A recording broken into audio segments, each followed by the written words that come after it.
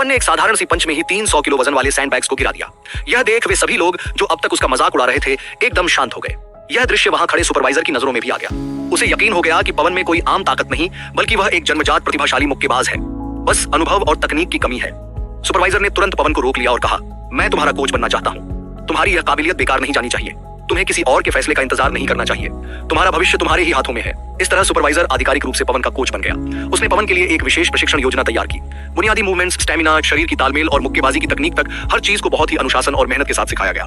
पवन ने दिन रात मेहनत की जब तक यह सारी चीजें उसके खून और हड्डियों में ना उतर जाएं, मानो यह उसके स्वभाव का हिस्सा बन गई हो। जिंदगी में पहले उम्मीद नहीं दिखती, पहले मेहनत करनी पड़ती है, फिर उम्मीद नजर आती है। सिर्फ 2 हफ्तों के भीतर ही पवन की मेहनत का असर दिखने लगा। उसे एक बार फिर उसी प्रतिद्वंदी से मुकाबला करने का मौका मिला जिसने पहले उसे हराया था। इस बार पवन ने बिना जल्दबाजी के एक सटीक समय पर पंच मारा और जीत हासिल की। इस जीत ने न सिर्फ उसका आत्मविश्वास लौटाया बल्कि उसे अपने अंदर की छिपी हुई ताकत का एहसास भी कराया। इसके बाद वह एक मैगजीन लेकर अपने कोच के पास गया और कहा, मैं भी नीरज जैसा वर्ल्ड चैंपियन बनना चाहता हूँ। कोच उसकी बात पर मुस्कुरा उठा। पवन की उम्र केवल 18 साल थी और वह अब मुक्केबाजी में नया था। ओलंपिक रिंग में उतरने का सपना अभी जल्दबाजी होता। कोच ने उसे समझाया, तुम्हें जमीन से जुड़कर मेहनत करनी होगी। एक मुकाबला लड़कर अनुभव जमा करना होगा। शायद 5 साल बाद होने वाले ओलंपिक में तुम सच में वो मुकाम हासिल कर सको। लेकिन पवन के अंदर की आग सब्र कहां मानने वाली थी। सिर्फ टैलेंट से कोई चैंपियन नहीं बनता। टैलेंट के साथ अगर जीतोड़ मेहनत हो जाए तो वह एक अजय योद्धा बन जाता है। पवन ने 1 साल के अंदर ही सबको चौंका देने वाली तरक्की की। वह ऐसे चमका जैसे आसमान में टूटता हुआ तारा।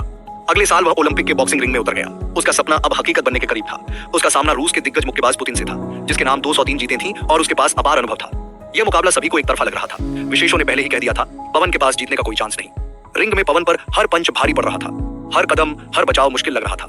कोच और साथियों की नजरों के सामने वह संघर्ष कर रहा था। लेकिन मैच के दूसरे हिस्से में पवन एक जागे हुए शेर की तरह मैदान पर लौटा। उसने लगातार 3 बिजली जैसे घूंसे मारे और हमले पर हमला करते हुए पुतिन को चौंका दिया। पुतिन की ताकत अब जवाब देने लगी थी। वह पहले ही थक चुका था और अब पवन के सामने टिक नहीं पाया। रेफरी ने तुरंत मैच रोक दिया और 19 साल के पवन ने ओलंपिक गोल्ड मेडल जीत लिया। कभी कभी जरूरी नहीं होता कि हम दुनिया को तुरंत साबित करें कि हम क्या हैं। समय आने पर हमारी मेहनत खुद बोलती है। पवन की यह जीत उसके सुनहरे स्वर की सिर्फ शुरुआत थी। इसके बाद वह प्रोफेशनल मुक्केबाज बन गया। हर मुकाबले में उसका सामना और भी ताकतवर विरोधियों से हुआ, लेकिन वह अपने टैलेंट और लगातार अभ्यास से हर बाधा पार करता गया। पवन ने 36 मैच लगातार जीतकर पूरी बॉक्सिंग दुनिया को चौंका दिया। उसका रिकॉर्ड अजय था, लेकिन अब उसका सामना होना था अपने अब तक के सबसे खतरनाक विरोधी से, मौजूदा हैवीवेट वर्ल्ड चैंपियन नीरज से। हालांकि पवन की हाल की जीतें लाजवाब थी, फिर भी लोग उस पर भरोसा नहीं कर रहे थे, क्योंकि नीरज ने अली को हराकर खुद को चैंपियन बना लिया था और अब तक कोई उसे हरा नहीं पाया था। उसके बाएं हाथ का घूंसा तो किसी की भी सांस रोक सकता था।